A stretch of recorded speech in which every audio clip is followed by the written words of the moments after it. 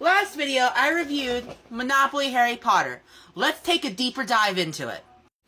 So, it says in here that the first step, you got to choose someone to be the prefect, or the banker, which is what this little crest is for.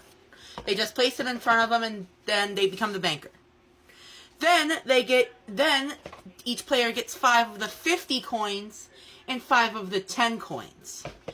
Then, I found out what the owl was for. It's for the owl post on the board. So basically, you shuffle the owl post cards, and you just place them. Inside of the owl, which is what that little stand is for. It holds up the cards.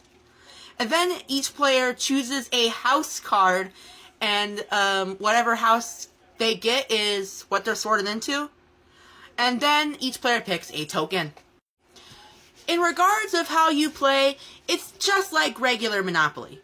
However, when all properties are taken, the person with the most properties at the end of the game wins.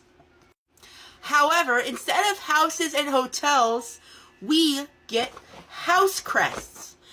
Each property can only have 1 house crest, and that increases the rent on the deed.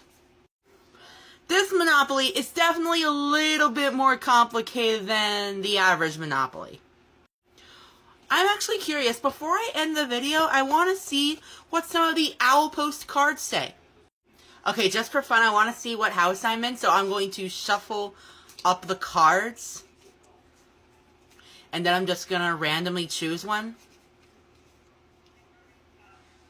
Let's hope I get Hufflepuff. I'm choosing a card. What house am I in? Ravenclaw used to be my house, damn it! But hey, Ravenclaw is my second house of choice if Hufflepuff ever kicked me to the curb, so. Let's go ahead and look at the deeds and the owl post cards. Alright, so immediately in the owl post cards, I've noticed some of these are red. And I'm assuming they're the penalty cards. So let's go ahead, mix up the owl post cards, and I'm going to read one of them directly out. You befriend Nearly Headless Nick, and he shares little known secrets about the castle with you. Move directly to go. You are awarded 20 house points. Hey, if you're a Gryffindor, you get 40 house points.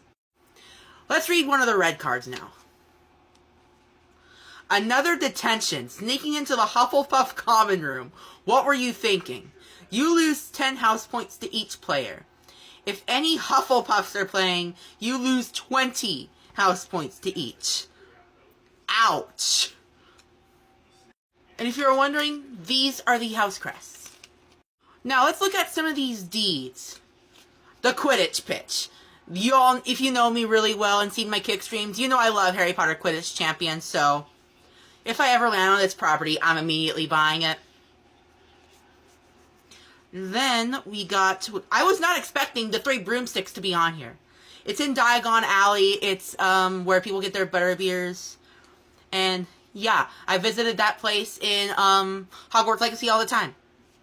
Let's look through and see if there's any others that are my favorite. The Grand Staircase, the Library, the Great Hall, Defense Against the Dark Arts Classroom, the Herbology Greenhouse, the Room of Requirement, Dumbledore's Office. This is this game's boardwalk. Ooh, and then we've got spells. Lumos Aguamenti, which I'm assuming is on the board. Lots of interesting stuff about Harry Potter Monopoly, and I cannot wait to play it in a video. Novine Universe, signing off.